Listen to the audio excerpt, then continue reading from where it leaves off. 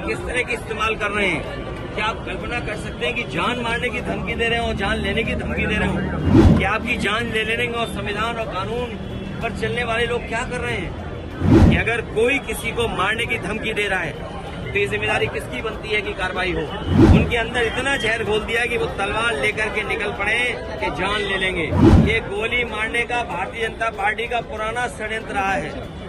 आपको पता होगा और जानते होंगे कि राष्ट्रपिता महात्मा गांधी को भी गोली मारी गई थी। ये वो लोग हैं जो हिंसा पसंद करते हैं। मैंने कई मौकों पर कहा और फिर मैं कहता हूँ, ये सेना भारतीय जनता पार्टी की है।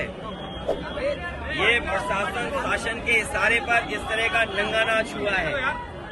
ये जो कुछ आपको विजुअल्स दिखाई दिए हैं, तलवारें खुली और तमाम लोग लाठी लेकर के गए, वो भाषा किस तरह की इस्तेमाल कर रहे हैं। क्या आप कल्पना कर सकते हैं कि जान मारने की धमकी दे रहे हो, जान लेने की धमकी दे रहे हो? कि आपकी जान ले लेने और संविधान और कानून पर चलने वाले लोग क्या कर रहे हैं?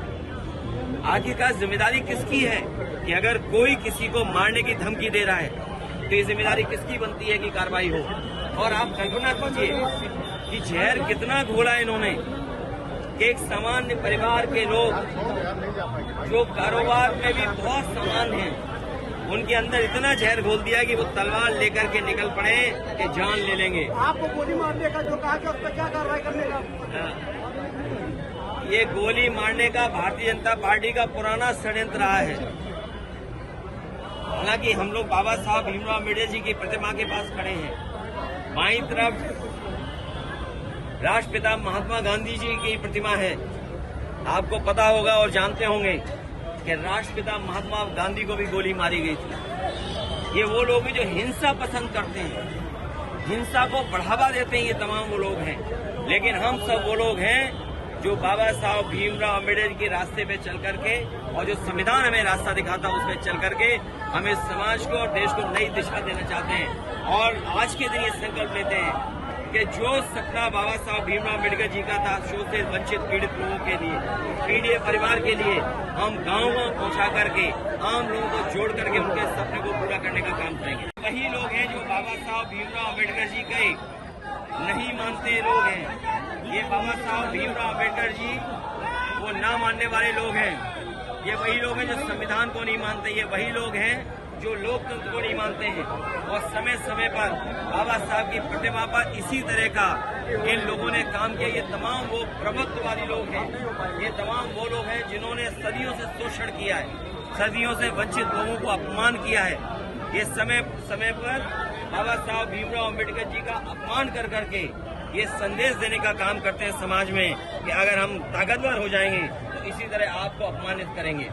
ये बाबा साहब भीमराव अम्बेडकर जी का संविधान हमें रास्ता दिखाता है कि सामाजिक न्याय का राज की स्थापना हो।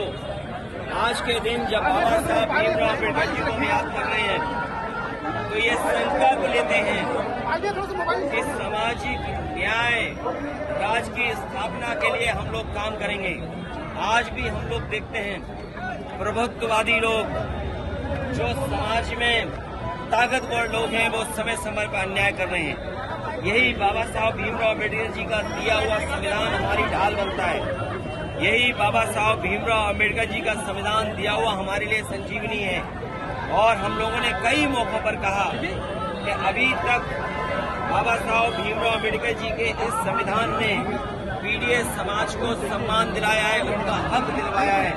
आने वाले समय में हम पीड़ित परिवार के लोग मिलकर के बाबा साहब भीमराव अम्बेडकर जी का संविधान को बचाने का काम करेंगे। ये वही संविधान है जो हमें शिक्षा में, ये वही संविधान है बाबा साहब का जो हमें नौकरी में आरक्षण दिलाता है। अगर शिक्षा से हमें वंचित किया जाता है, आरक्षण से हमें दूर किया जाता है, तो सच्चाई ये है कि ये सरकारें बाबा साहब भीमराव अम्बेडकर जी के रास्ते पे नहीं चल रहे हैं। आज के दिन उन्हें याद करते हुए हम संकल्प लेते हैं कि बाबा साहब भीमराव अम्बेडकर जी का सपना हम लोग गांव-गांव पहुंचा करके बहुजन समाज और पीड़ित समाज के परिवार के लोगों को जोड़ करके आगे बढ़ने का